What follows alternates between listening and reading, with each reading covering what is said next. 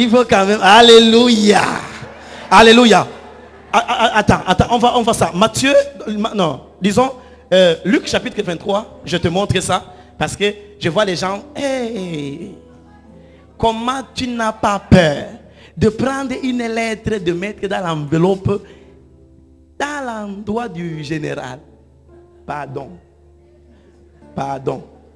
Aujourd'hui, je bénis le Seigneur. Il a été calme. Mais ce n'est pas pour dire que tu... Donc, si tu n'aimes pas ta vie, continue. Luc chapitre 23, 43. On dit que quoi? On dit que quoi là-bas? Jésus lui répondit. Écoutez d'abord, regarde dans ta Bible, Jésus lui répondit. Je te le dis en vérité. Je te le dis en vérité. Virgule. Aujourd'hui tu seras avec moi dans le paradis. Stop. Est-ce que vous savez quand on écrivait la Bible, c'était sur les parchemins. Ce n'était pas comme ça. Et il n'y avait pas des paragraphes et des virgules, tout ça. C'était sur les parchemins ou sur les papyrus. Les papyrus, c'est les plantes que nous avons en Égypte, à la fleur. Donc, il y a un problème. Le vrai sens de ce verset, c'est « Je te dis en vérité aujourd'hui, virgule. Tu seras. » Parce que Jésus a fait 3 jours.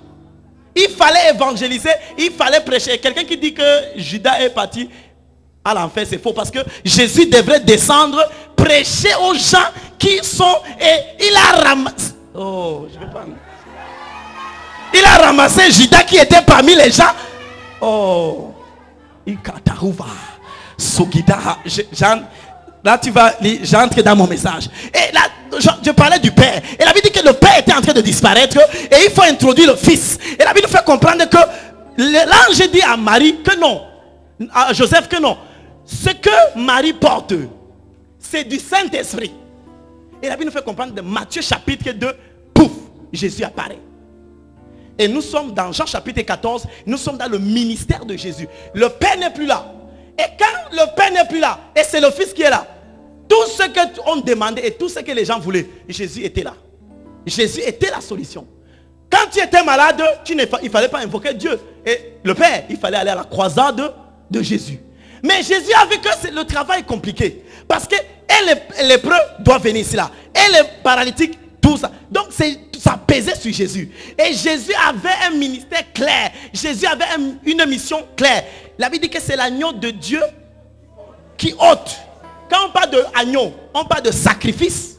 Donc Jésus était venu destiné à mourir. Donc Jésus savait que son ministère était court.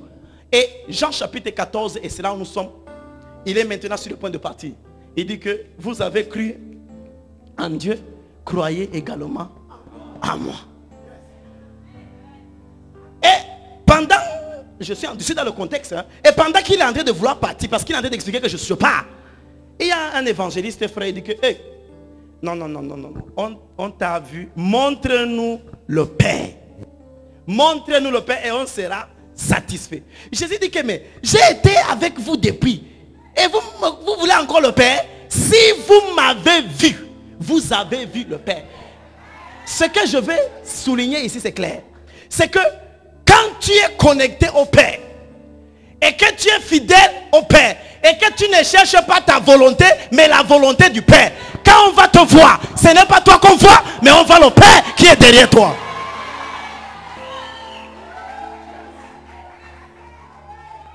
Et c'est pour ça que quand Jésus faisait, Jésus toujours signalait que non, ce n'est pas moi. Et c'est pour ça que ces miracles étaient authentiques. Il ne voulait pas sa gloire. Il dit que je cherche la gloire de celui qui m'a...